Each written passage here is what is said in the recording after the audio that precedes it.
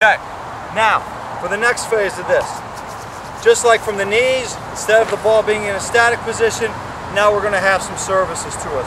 Again, the ball is played in, right, on the floor, in our general vicinity here. Let the working goalkeeper dictate the speed. If the working goalkeeper feels comfortable with the speed being increased, the working goalkeeper should inform the server. If the working goalkeeper needs it slower, make sure the working goalkeeper advises the server that he needs to slow it down until he feels more comfortable with the situation and the smoothness of the technique. So we'll just do 5 here where I'm just set, all right, and the ball's coming in. Here we go. Good. Good. And I step out with the left foot because the ball's slightly off to the left side of center for me. So I make sure I step out with the left. Good. Yep. 3 more. Good. Good. 2 more. Good. Last one. Good. Like that. Okay? Now, and I would suggest that probably you do anywhere when working this, probably do anywhere between 15 and 20 each side. Okay, so at each phase, do 15 to 20 of them until you really master it and you really become perfect at it. And then you can bump 15 or 20 down to 5 or 6. All right, now let's take it to the next phase. And so now at this final phase, we take it into game speed. Everything we've done up until this point, we as the working goalkeeper have been in a static position, which means we're still, we're not in motion. But we know that's not the reality of games. During the course of a game, you're constantly in motion, forwards, backwards, left, right, wherever the ball is going, constantly shifting. So in this final phase of the work, we'll put ourselves in motion, require a footwork element, and as we come out of this footwork element, a ball will be served, and we'll have to execute the technique. Again, the server should be somewhere in the neighborhood of 8 to 10 yards away, and the speed of the ball will be dictated by the working goalkeeper. All right, so we'll go 5 going this way, and I'm just going to give you a couple ideas of a footwork element. In this particular footwork element, I'll chop over the top, 2 feet in each section. I'll make it clean, I'll make it crisp. All right, my feet will never get wider than my shoulders, and as I come out into here, the ball gets served to me, and I'll take it as a forward dive.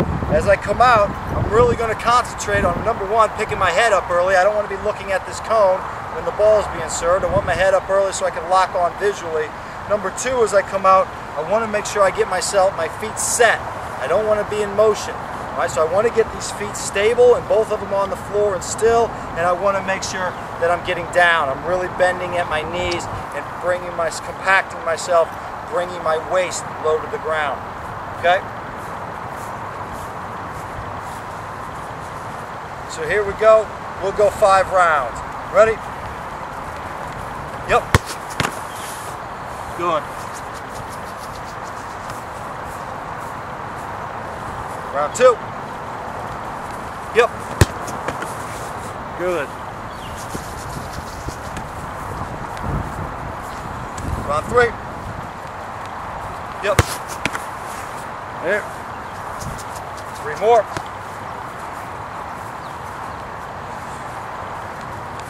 Good. Okay, and 1 more.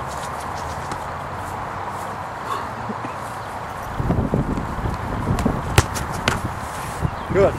All right, now let's go from right to left. But let's take, as I say, you want to change up the footwork. There's all kinds of footwork elements you can do. In this particular footwork element, all right, I'll start in front. By coming in front of the first cone.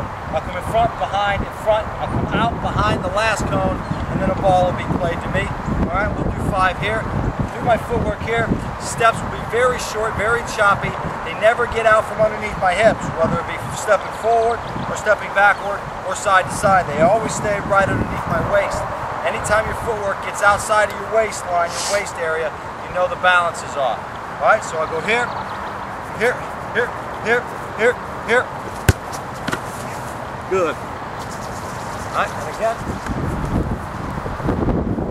And it should be quick. You should make sure the hips and shoulders don't get turned at all either. Hips and shoulders should always stay directly forward. Yep. Yep. Yep. Good. Round 3. Yep. Yep. Yep. Good. 2 more. Yep. Yep. Yep. Good. And our last one coming up here. As an English school, we should use a few tips there. Here we go. Yep. Good. And the last one's another very good example. How the ball is too far away to take it straight forward, but too wide to collapse down.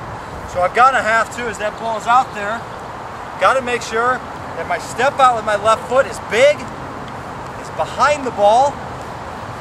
Here, take it straight forward on my forward dive. Okay? So that's your progression.